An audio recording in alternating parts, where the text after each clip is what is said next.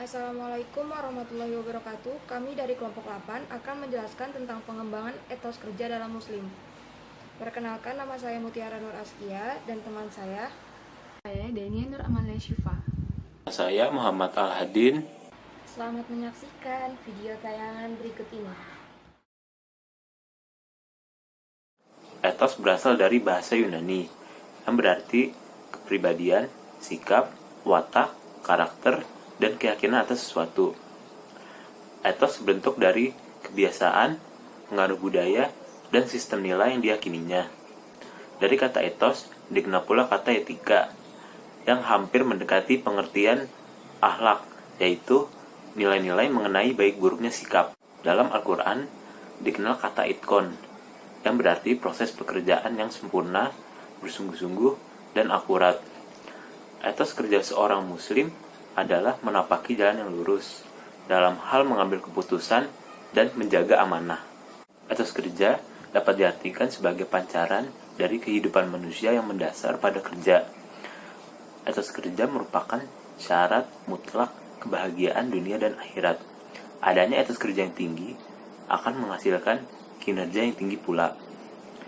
Etos kerja yang tinggi dapat diraih dengan menjadikan ibadah sebagai motivasi utama dalam bekerja, selain motivasi memperoleh penghargaan dan memperoleh material.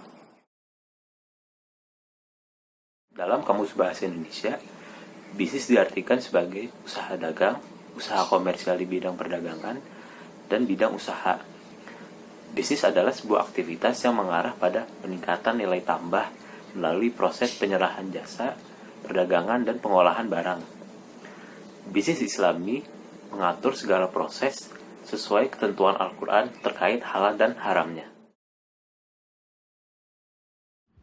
4 jenis input pelaku bisnis. Yang pertama yaitu modal, di mana modal yaitu keseluruhan alat dan perlengkapan serta dana yang dibutuhkan dalam produksi dan distribusi barang dan jasa. Yang kedua yaitu sumber daya alam, di mana sumber daya alam ini berfungsi sebagai penghasil dari alam dan termasuk tanah dan segala yang dihasilkannya. Yang ketiga yaitu sumber daya manusia, di mana manusia sebagai pelaku bisnis dan juga sebagai pengendali dari organisasi bisnis tersebut.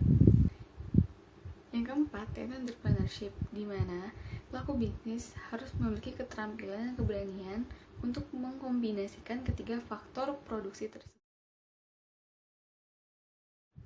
Selanjutnya itu meneladani etos kerja Rasulullah. Bekerja adalah manifestasi amal saleh. Bila bekerja itu ibadah, maka kehidupan manusia tidak terlepas dari bekerja. Rasulullah bekerja bukan hanya untuk memupuk kekayaan duniawi, tetapi juga untuk mencari keridhaan Allah Subhanahu wa taala. Sebagaimana yang terdapat dalam Quran surat Ar-Ra'd ayat 11, yaitu Allah berfirman, sesungguhnya Allah tidak akan mengubah nasib manusia sebelum mereka mengubah atas apa yang ada pada dirinya. Dalam ayat lain pula diungkapkan bahwa dan bahwasannya seorang manusia tidak akan memperoleh selain apa yang telah diusahakannya. Quran surat An-Najm ayat 39. Peran penting Rasulullah Shallallahu Alaihi Wasallam. Yang pertama sebagai Rasul, di mana Rasulullah harus berdakwah menyebarkan Islam, menjadi guru bagi para sahabatnya, dan juga menjadi hakim untuk menuntaskan masalah yang ada. Yang kedua sebagai kepala negara dan pemimpin, Rasulullah harus mengatur perekonomian dan harus menciptakan sistem hukum untuk menyatukan kaum pada saat itu. Tiga, sebagai kepala rumah tangga, di mana Rasulullah harus mendidik, membahagiakan, dan memenuhi tanggung jawabnya sebagai kepala rumah tangga. Yang keempat, sebagai panglima perang, di mana Rasulullah harus memikirkan strategi perang, persediaan logistik, keamanan, transportasi, kesehatan, dan segala sesuatu yang harus dipersiapkan untuk perang. Yang kelima sebagai pebisnis. Seperti kita ketahui, Rasulullah sejak umur 12 tahun sudah ikut pamannya Abu Thalib untuk berdagang, sehingga saat dewasa pun Rasulullah pun berbisnis. Adapun rahasia kesuksesan yang dimiliki oleh Rasulullah, yang pertama, bekerja dengan cara profesional. Yang kedua, terfokus dalam memperhitungkan masa depan. Yang ketiga, tidak menyia-nyiakan kesempatan sekecil apapun. Yang keempat, membentuk tim yang solid dan memiliki satu tujuan yang sama. Ada 3 produktivitas kerja. Yang pertama, ketetapan waktu. Yang kedua, penampilan karyawan. Yang ketiga, kesopanan dan tanggapan terhadap suatu keluhan. Produktivitas kerja suatu organisasi sangat dipengaruhi oleh produktivitas kerja karyawannya.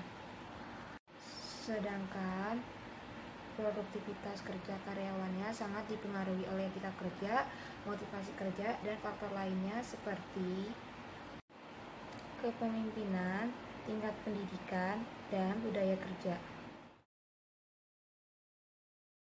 Dari penjelasan kelompok saya dapat disimpulkan bahwa etika kerja adalah orientasi terhadap pekerjaan dan pendekatan dalam kehidupan manusia. Rasulullah SWT menjadikan suatu pekerjaan sebagai keimanan dan ketakwaan, bukan hanya sekedar mencari kekayaan di dunia, melainkan mencari keridhaan di akhirat nanti. Sekian dari kelompok kami. Jika ada kekurangan kata atau kesalahan kata, mohon dimaafkan. Wassalamualaikum warahmatullahi wabarakatuh.